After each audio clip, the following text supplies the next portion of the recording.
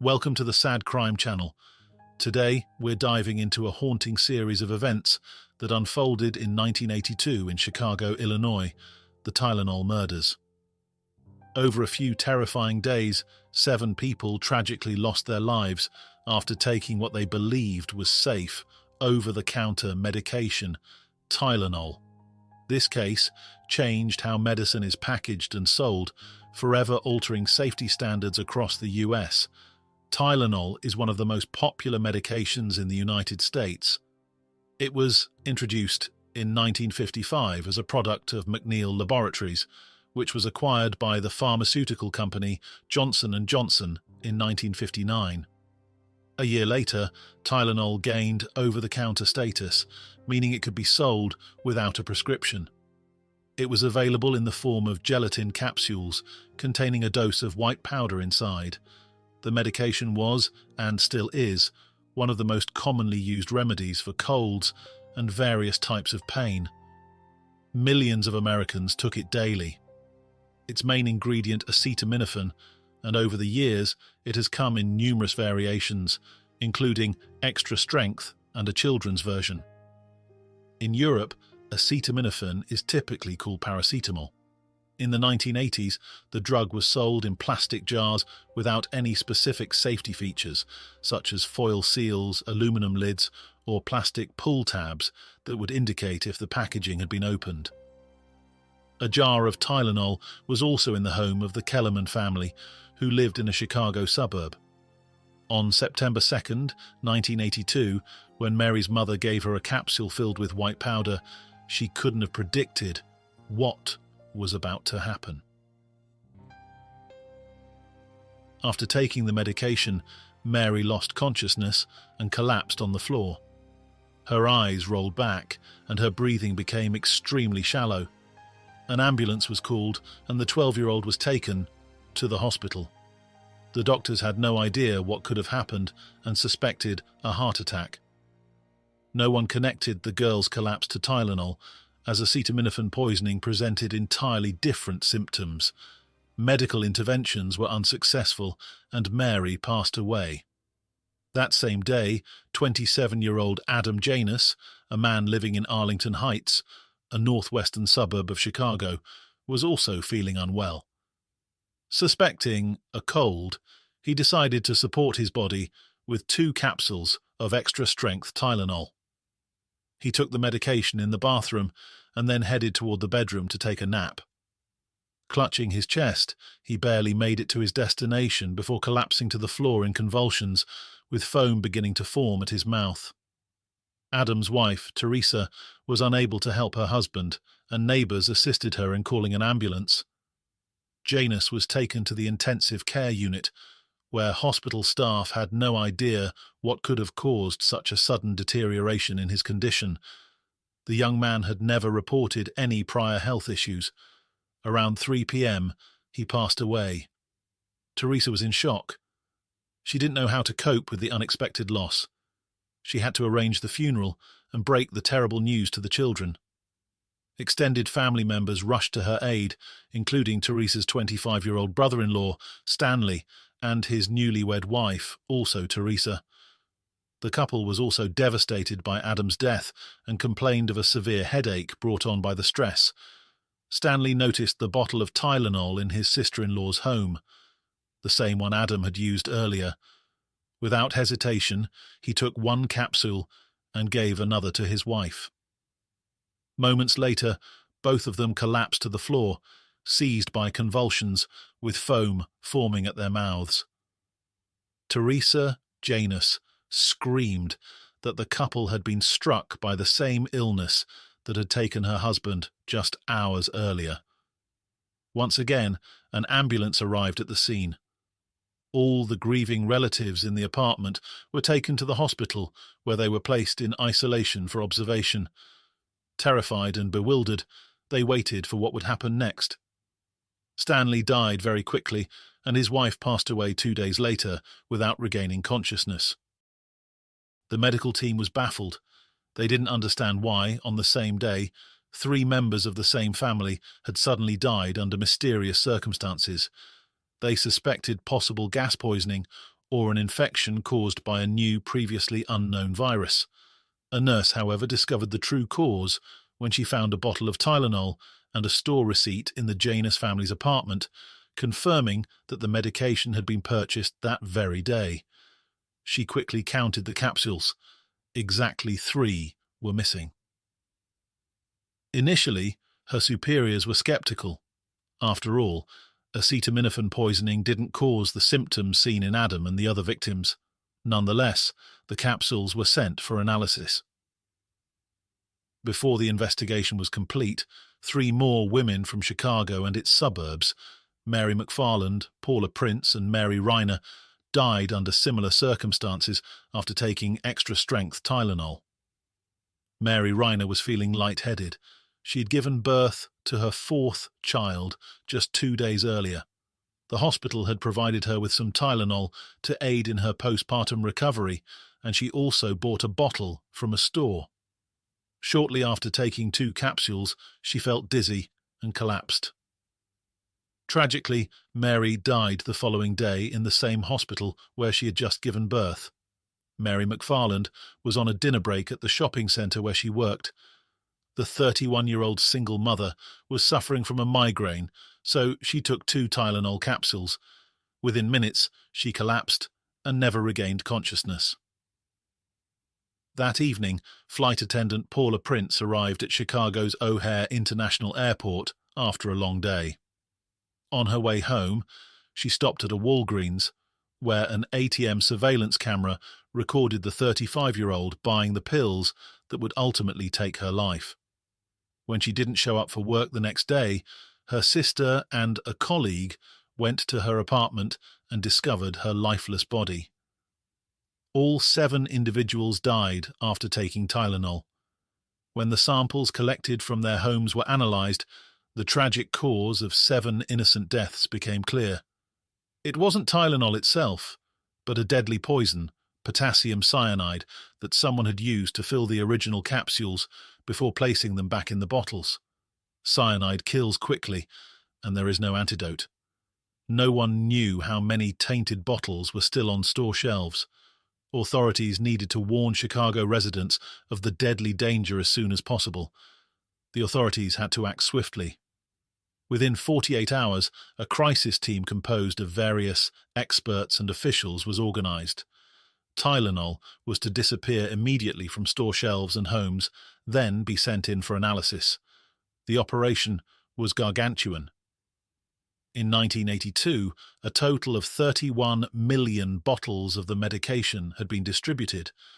The product was available not only in pharmacies, but also in grocery stores, drugstores, and even at gas stations. Announcements were issued to city residents, urging them to discard the potentially dangerous medication or bring it to the nearest police station. Johnson & Johnson joined the effort, offering to replace any returned capsules with new ones, and even announcing a reward for information leading to the capture of the poisoner. Authorities had no idea how widespread the contamination could be. Was the tainted Tylenol limited to Chicago, or could it also threaten people in other cities? Who would take such a desperate step? A lone madman, a desperate individual, or perhaps a well-organized terrorist network? What was the killer's motive? Most importantly, how could they be stopped? Panic erupted across the city. Rumours circulated that flushing the capsules down the toilet could contaminate the drinking water. Cyanide was not a product available to everyone, as its sale was not controlled in any way. Buyers, for instance, did not have to register to make a purchase. This deadly substance found applications in various industries, including the chemical and jewellery sectors. Through a meticulously conducted investigation, it was established beyond any doubt that the poisoning did not occur on the production line of Johnson & Johnson. Investigators leaned toward the hypothesis that the Tylenol capsules had been manually tampered with by someone who either purchased or stole them and then returned the poison capsules to the shelves. The FDA, Food and Drug Administration, examined a total of 1 million capsules and determined that the perpetrator operated solely within the Chicago area. over the weekend. The investigation continued, but as time went on, more questions than answers emerged.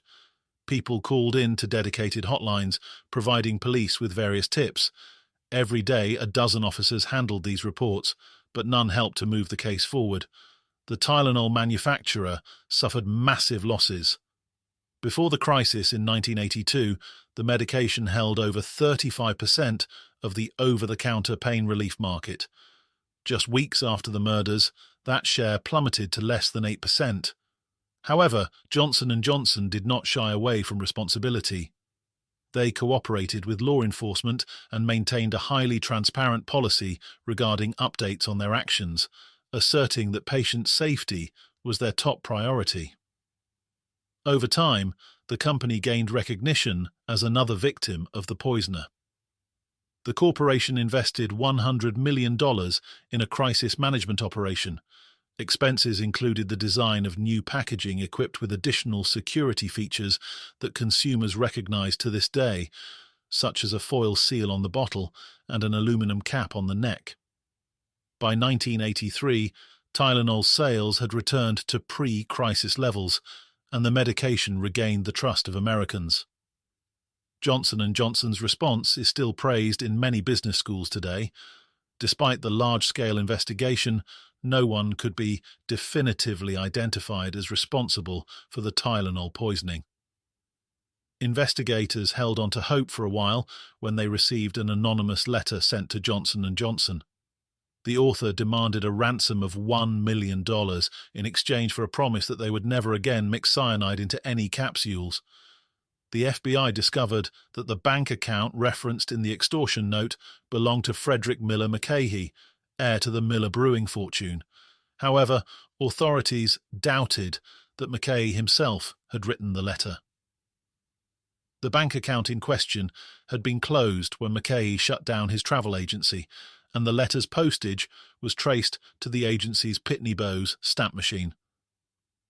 Could the writer have been someone with access to the agency who held a grudge? Police learned that one of McCahey's former employees, Nancy Richardson, had been upset when her final paycheck for $511 bounced. Nancy's husband, Robert Richardson, had even confronted McCahey angrily about the check. Interestingly, the Richardsons had moved away from Chicago just weeks before the poisonings occurred. When police issued a warrant for the couple's arrest, they discovered the Richardsons had been using fake names. Their true identities were James and Leanne Lewis. Authorities tracked them down in New York City, where they arrested James Lewis at the New York Public Library. Fingerprints on the extortion letter sent to Johnson & Johnson matched those of Lewis, a petty con artist who had previously been convicted of tax fraud. When he was brought in for questioning, he denied any involvement in the murders, claiming he wrote the letter out of a desire for revenge against his wife's former employer. At the time when people were dying from cyanide poisoning in Chicago, Lewis was living with his wife in New York. Chicago detectives flew out of O'Hare tonight for New York to question James Lewis not just about extortion, but about the Tylenol murders as well. Lewis is accused of sending a $1 million extortion demand to the makers of Tylenol, but he is also a suspect in murder and extortion cases in Kansas City, and that makes him of even greater interest to the Tylenol investigators. You put those things together, plus the statements he made in his extortion note, he is high on our list of people that we have to determine whether or not he's responsible. Lewis has denied any role in the poisoning of 7 Chicago area residents in late September. He proclaimed his innocence in letters to the Chicago Tribune sent from New York. So FBI agents reasoned that he must be reading the Trib in New York. The search was concentrated around newsstands and libraries in Midtown Manhattan. We went door to door, every business establishment, and just asked if anybody should see this guy or his wife to call us. Someone did. Lewis was found sitting alone in the newspaper section of the library. As investigators delved deeper into James Lewis's past, a troubled history began to unfold. His childhood was marked by abandonment, first by his father, then by his mother, until he was adopted at 2 by a farming couple in Missouri. As a teen, he reportedly attacked his adoptive mother with an axe, which led to time in a mental institution. Later, at the University of Missouri, Kansas City, Lewis met Leanne, whom he married, and they had a daughter named Toni Ann, who was born with Down syndrome and other health issues. By all accounts, Lewis was a devoted father, and an FBI report noted that he never showed anger about Toni's condition or blamed anyone. The couple eventually opened a tax accounting business, Lewis and Lewis, in Kansas City. One of their clients, an elderly retired truck driver named Raymond West, led a quiet life, pruning his rose bushes and taking daily walks. But one day, West disappeared. A friend, concerned after not seeing him, found a note on West's door. "Ray is out of town until Thursday. For further, call Jim." The note was written on Lewis and Lewis stationery. Weeks later, a foul smell from West's home prompted another friend to call the police. They found West's body in the attic, badly decomposed, with his legs severed. James Lewis quickly became a prime suspect. A $5,000 check made out to him, dated the last day West was seen alive, appeared to be forged according to a handwriting expert. Police also found dozens of West's cancelled checks in Lewis's possession and a rope in his car that matched one found with West's body. Lewis denied any involvement, claiming the rope was left over from helping West with repairs after a flood. Though the circumstantial evidence was strong, a judge ultimately dismissed the case due to a procedural error. Police had failed to read Lewis his Miranda rights before questioning him. Without this evidence, prosecutors couldn't proceed with the murder charge.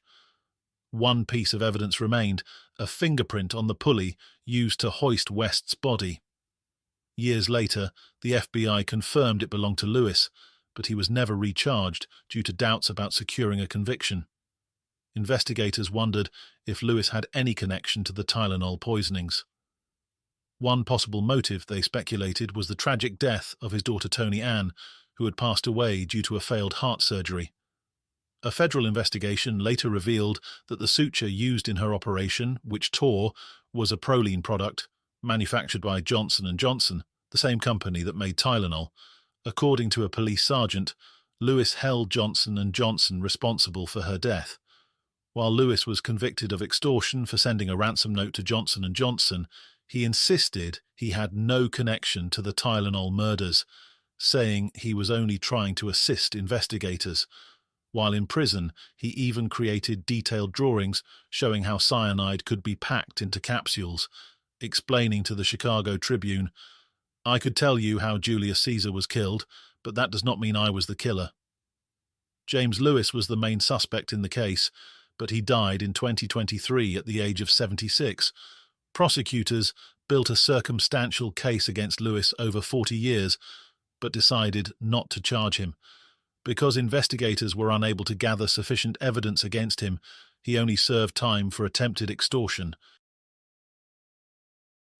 For the moment, he is one of 384 prisoners at the Metropolitan Correctional Center in the Loop. One day soon, he will likely be ordered to serve his prison term, which now totals 20 years, in some other federal prison. He is 37-year-old James Lewis, the man convicted of writing the notorious Tylenol extortion letter, then running from the law during a nationwide manhunt until his arrest in New York City in December of 1982. What was it like to be on the run, knowing that every law enforcement agency in the country was looking for you? It is terrifying, absolutely terrifying. Can you imagine trying to tell your wife that, honey, I wrote a letter. Oh yeah? Well, there's something else I need to tell you. They're talking about it in the radio and on TV. Go on. Just trying to explain that to your wife. How did she take that? She just sat and stared at the wall for a while. How could you have done such a thing? So then you found yourselves running from the law. Didn't really run that much. We just moved to another hotel, and just a few blocks away, and didn't really hide. We were out on the streets in New York every day. For example, the Thanksgiving Day parade, the Macy's Thanksgiving Day parade at Herald Square, there were about 400 policemen standing waiting to get their orders on where they were going to be stationed. My wife and I walked hand in hand through all of those people at the time that this big manhunt was going on. We did not hide. The letter itself is not illegal unless you have the intent. And there is no way that I could have possibly had any intent there. The bank account was a closed bank account. It was at Continental Illinois Bank. I had no more access to that bank account than one of you gentlemen here. Don't you feel you exploited a lot of people's fears and made worse an already near hysterical situation with all of those poisoning deaths? It was not my intention to do that, number one. Number two, I did not release that letter to the public. The FBI released that letter to the public and injected it into that situation with the public. He not only talked about each and every one of the homicides, he also came up with hypothetical homicides, and it was almost as if he had rhetorically hurled each one of those bodies at each of the jurors. You could really see that fear on the juror's face when he was going through his closing argument. And he talked very little about the piece of paper. Did you feel then that you were on trial for the Tylenol murders? I did. Did you commit the Tylenol murders? I did not. Do you know who did? I do not know who did, no. What do you want to say to the people of Chicago, and to the country for that matter? How should they look upon James Lewis? How should they view you today? I think that is something that you're going to have to take a while to look at. I've been subjected to an awful lot of statements in the press by government and a lot of other people. It is very, very difficult to overcome that much in the way of hostile statements. I have been the officially designated evil one by the Justice Department. When one gains that status, if there is such a thing as a status, it's a horrible status to have. When one is the focus of that much hatred, it is virtually impossible for a person to convince very many people that he is not as he has been described. It will take a while, and I am working on that, and I will keep working on that, and I will keep fighting on that for as long as I can. For a time, another suspect was Roger Arnold, an amateur chemistry enthusiast and former soldier in the U.S. Army. In the 1980s, he frequently hung out in Chicago bars, boasting about his military service and his chemical experiments. The owner of one of the establishments Arnold frequented, Marty Sinclair, found him suspicious. A week after the Tylenol scandal erupted, Sinclair went to the police. He claimed that Arnold had cyanide at home, as he had been working on some mysterious project since his wife left him. The suspect was brought in for questioning. He cooperated fully and allowed the police to search his apartment. However, when he learned that Sinclair was responsible for all the troubles he faced, he was filled with a desire for revenge. One day, Arnold encountered Marty on the street. Without hesitation, he pulled out a gun and fired. As it turned out, he killed an innocent man who happened to resemble the informant. Roger Arnold never faced trial for poisoning the residents with Tylenol. Instead, he served time for the murder of John Stanish. He never rid himself of the guilt over the senseless tragedy he caused. Arnold was convicted of the killing in January 1984 and served 15 years of his 30-year sentence for second-degree murder, saying in 1996 from prison, "I killed a man, a perfectly innocent person. I had choices. I could have walked away." He died in June 2008. Roger Arnold, 48 years old. Authorities are interested in Arnold because he had cyanide in his home, because he worked at a jewel warehouse, because he worked with the father of one of the cyanide victims, because he had guns and literature about poisons in his home. Arnold was married for 13 years. He and his wife lived in his Villa Park home for about a year and a half. Neighbors say there were arguments, that Mrs. Arnold had mental problems. As for Roger Arnold, she was a nice person, soft-spoken, and we always had time to say hello and how you doing, and we'd pass each other in the parking lot, during the week. The man has 12, 13 years on the job with Jewel, took care of things around the house on the outside. He was friendly. On those bases, you'd have to say that he's all right. And nothing to ever suspect of what they are trying to accuse him of. Arnold visited his wife at Central DuPage Hospital several times. Across the street, Frank's Foods, the source of some of the tainted Tylenol. Arnold's former brother-in-law confirms that Arnold was in Frank's Foods several times, but doesn't think he's involved with the Tylenol case. Seems like a sensible guy. He's fair, as far as I can tell. I don't think he's capable of doing a bad injury to anyone. Roger Arnold is a newcomer to this neighborhood, moving here earlier this year after his divorce. Neighbors say he's the kind of fellow who will say hello if he sees you, but pretty much keeps to himself. The owner of this tavern told us he saw Arnold occasionally, but that was it. Other neighbors said much the same thing. They would see him, he would speak, absolutely nothing out of the ordinary. The only person we could find that knows much about Roger Arnold is next-door neighbor John Embry. He's giving me advice about staying out of trouble and things like that all the time, He never showed no signs of violence or, mean streaks or nothing like that. Did he talk about trips to Thailand?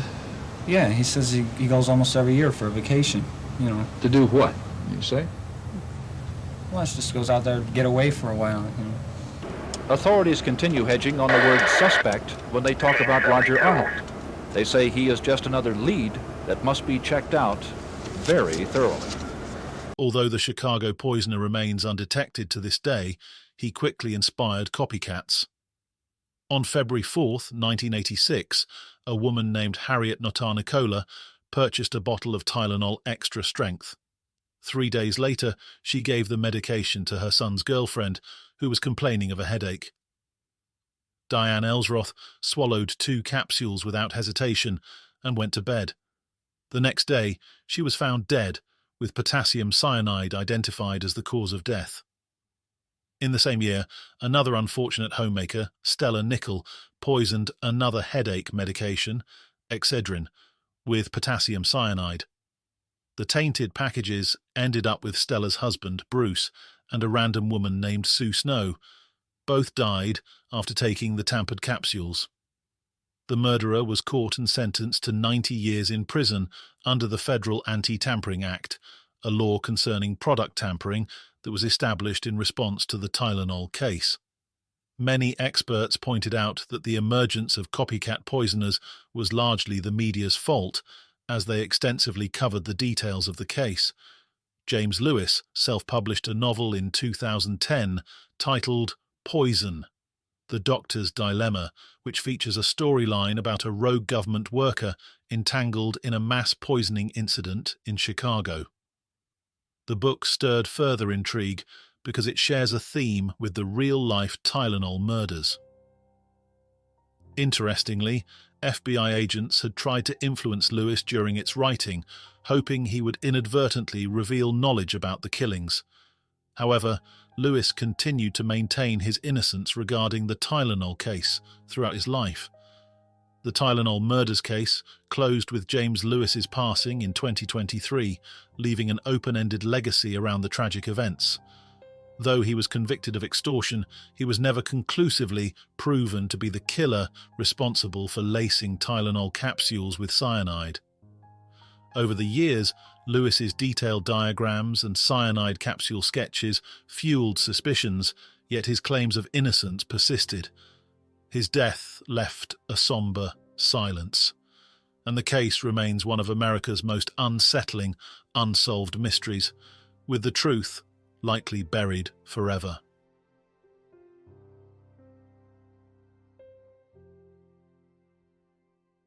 Thank you for listening to this story. Until next time.